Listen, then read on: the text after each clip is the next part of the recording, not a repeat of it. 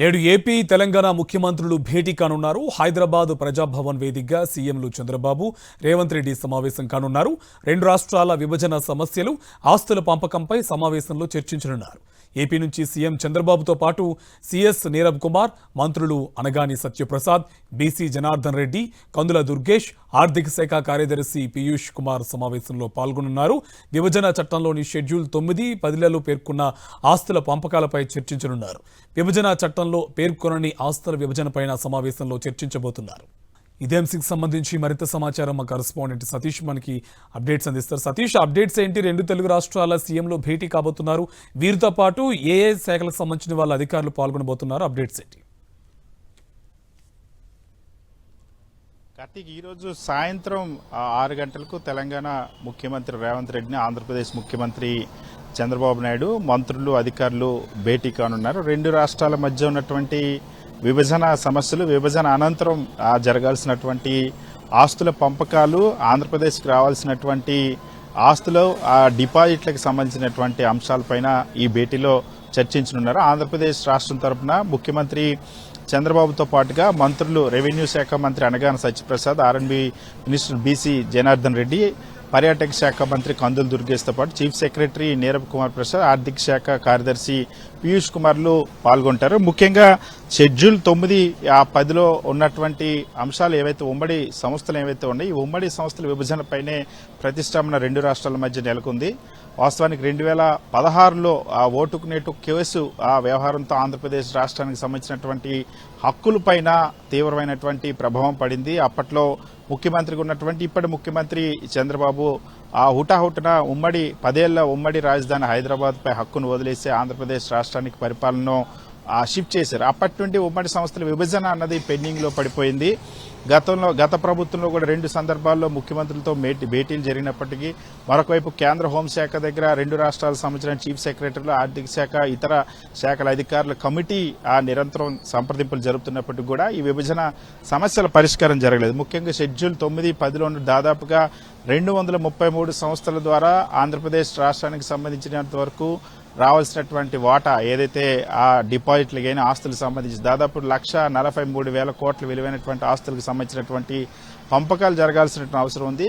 దీనిపైన ఈరోజు రెండు రాష్ట్రాలకు సంబంధించిన ముఖ్యమంత్రుల మధ్య చర్చ జరిగే అవకాశం ఉంది. ముఖ్యంగా ఆంధ్రప్రదేశ్ రాష్ట్రాన్ని 2014 తర్వాత తెలంగాణ రాష్ట్ర ప్రభుత్వం వినియోగించుకున్నటువంటి విద్యుత్తుకు సంబంధించి కూడా 7,200 కోట్ల బకాయిలు రావాల్సిన అవసరం ఉంది. గత ప్రభుత్వం కేంద్ర హోంశాఖ ద్వారా ఈ అంశానికి సంబంధించి స్పష్టమైనటువంటి ఆదేశాలు ఇప్పించింది వైఎస్ జగన్మోహన్ రెడ్డి ప్రభుత్వం. అయితే అప్పటి నుండి ఇప్పటి వరకు కూడా 7,200 రూపాయల నిధులను ఆంధ్రప్రదేశ్ రాష్ట్రానికి తెలంగాణ ప్రభుత్వం జమ చేయలేదు. ఆ నిధులను ఇప్పుడు కోరుతున్నారు. దీంతో పాటుగా షెడ్యూల్ 9లో ఉన్నటువంటి సంస్థలు ఏవైతే 91 సంస్థల్లో ఆ పంపకాలకు సంబంధించి షీలా భిడే కమిషన్ ఒక సిఫార్సులు చేసింది. అయితే ఈ సిఫార్సులను ఆంధ్రప్రదేశ్ రాష్ట్ర ప్రభుత్వం అమలు చేయాలని కోరినప్పటికీ కూడా తెలంగాణ ప్రభుత్వం ఆ షీలా భిడే కమిషన్ ఇచ్చినటువంటి సిఫార్సుల అమలుకు అంగీకరించడం లేదు. అందులో 68 సంస్థలకు మాత్రమే తెలంగాణ అంగీకరించింది.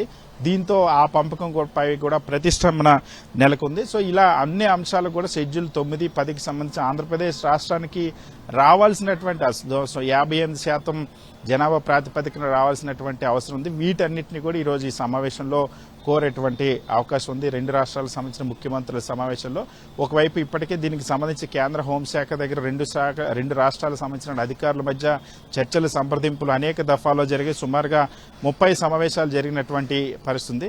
కానీ ఇంకా ఒక్క సమస్యకు కూడా కొలిక్కి రాలేదు.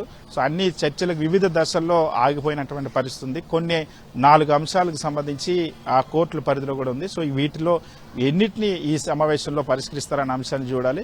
చాలా కాలం తర్వాత రెండు రాష్ట్రాలకు సంబంధించిన ముఖ్యమంత్రుల సమావేశం జరుగుతుంది. ఈరోజు ఆంధ్రప్రదేశ్ రాష్ట్రం నుండి ముఖ్యమంత్రి చంద్రబాబు తెలంగాణ వెళ్లి అక్కడ ముఖ్యమంత్రితో భేటీ అవుతున్న నేపథ్యంలో ఏ మేరకు ఆంధ్రప్రదేశ్ రాష్ట్రానికి ప్యూర్లీ రావాల్సినటువంటి, ఆంధ్రప్రదేశ్ నుండి తెలంగాణకు వెళ్లాల్సినటువంటి ఆస్తుల సంఖ్య చాలా తక్కువ ఉంది. ఆంధ్రప్రదేశ్ భూభాగంలో ఉన్నటువంటి ఉమ్మడి సంస్థలకు సంబంధించి తెలంగాణ నుండి ఆంధ్రప్రదేశ్కి రావాల్సినటువంటి ఉమ్మడి సంస్థలు, ఆస్తులు, డిపాజిట్లకు సంబంధించినటువంటి ఆస్తులు ఎక్కువగా రావాల్సిన అవసరం ఉంది. అందువల్ల ఆంధ్రప్రదేశ్ రాష్ట్ర ప్రభుత్వం ఏ మేరకు వీటిని సాధిస్తుందన్న అంశం చూడాలి.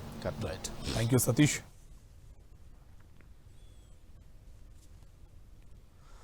ఇటు తెలంగాణ నుంచి సీఎం రేవంత్ రెడ్డితో పాటు మంత్రులు శ్రీధర్ బాబు, పొంగులేటి శ్రీనివాసరెడ్డి హాజరవుతారు. వీరితో పాటు సీఎస్, ఆర్థిక, రెవెన్యూ ఉన్నతాధికారులు కూడా ముఖ్యమంత్రుల భేటీకి హాజరవుతారు. ప్రధానంగా షెడ్యూల్ 9, 10లో ఉన్న సంస్థల విభజనపై చర్చించే అవకాశం ఉన్నట్టు అధికార వర్గాలు తెలిపాయి.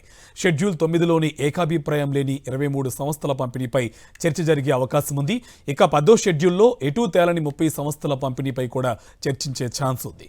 ఇప్పటి వరకు విభజన వివాదాలపై రెండు రాష్ట్రాల అధికారుల మధ్య దాదాపు 30 సమావేశాలు జరగ్గా అందులో కొన్ని మాత్రమే పరిష్కారం అయ్యాయి. ఇదే అంశంకి సంబంధించి మరింత సమాచారం మా కరెస్పాండెంట్ రాకేష్ మనకి లైవ్లో అప్డేట్స్ అందిస్తారు. రాకేష్, అప్డేట్స్ ఏంటి? ఇవాళ తెలంగాణ కూడా తమ అవసరమైనటువంటి, తమకు అభ్యంతరం ఉన్నటువంటి కొన్ని అంశాలు ప్రస్తావనకు వచ్చే అవకాశం ఉంటుంది. వాళ్ళ వాదనలు కూడా వినిపించే అవకాశం ఉంది. అప్డేట్స్ ఏంటి?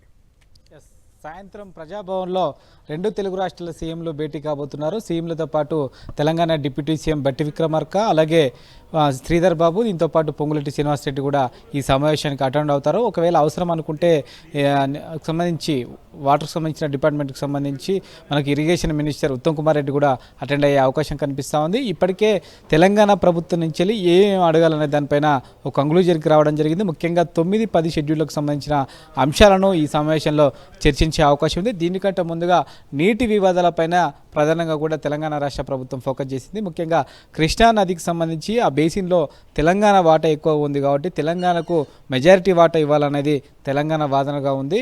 మొత్తం ప్రస్తుతం 811 టీఎంసీల నీరు కృష్ణాలో లభిస్తుండగా కేవలం 299 టీఎంసీలు మాత్రమే తెలంగాణ కేటాయించారు.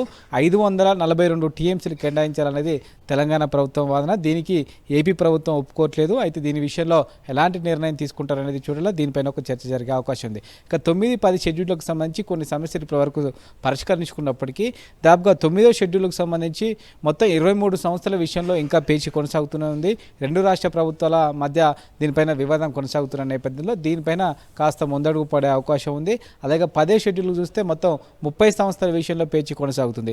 ముఖ్యంగా తెలుగు అకాడమీ కానీ, అలాగే తెలుగు యూనివర్సిటీ, అంబేద్కర్ యూనివర్సిటీ లాంటి విషయాల్లో ఈ 10 ఏళ్లలో దీనిపైన ఆస్తుల పంపకాలు జరగలేదు, విభజనగా జరగలేదు. దీనిపైన కూడా ఒక నిర్ణయం తీసుకునే అవకాశం కనిపిస్తుంది. వీటికి సంబంధించిన ఆస్తులకు సంబంధించి తెలంగాణ ప్రభుత్వం విభజన చట్టం ప్రకారం 10 ఏళ్ళు అయిపోయిన నేపథ్యంలో ఇది మొత్తం కూడా తమకే చెందుతున్నట్టు తెలంగాణ ప్రభుత్వం వాదిస్తుంటే ఇప్పటివరకు దీన్ని పంపకాలు జరగలేదు కాబట్టి ఇప్పుడు పంచాలంటూ కూడా ఏపీ ప్రభుత్వం పట్టుబడుతూ ఉంది. దీనిపైన ఒక నిర్ణయం జరిగే అవకాశం కనిపిస్తుంది.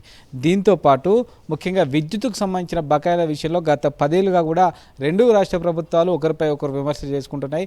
తమకు నిధులు ఇవ్వాలి, తమకు బకాయి ఉన్నారంటూ కూడా ఆరోపణలు చేసుకోవడం మినహా నిధుల బదలాయింపు అనేది కూడా ఎక్కడా జరగట్లేదు. ముఖ్యంగా 24,000 కోట్ల రూపాయలు ఏపీ ప్రభుత్వం తమకు ఇవ్వాలని తెలంగాణ ప్రభుత్వం వాదిస్తుంటే 7,000 కోట్ల రూపాయలు తమకే తెలంగాణ ప్రభుత్వం ఇవ్వాలంటూ కూడా ఏపీ ప్రభుత్వం వాదిస్తూ ఉంది. దీంతో బకాయిల విషయంలో ఎవరు చెల్లించాలనే దానిపైన ఇప్పటి వరకు స్పష్టత అనేది ఎక్కడ కూడా కనిపించట్లేదు.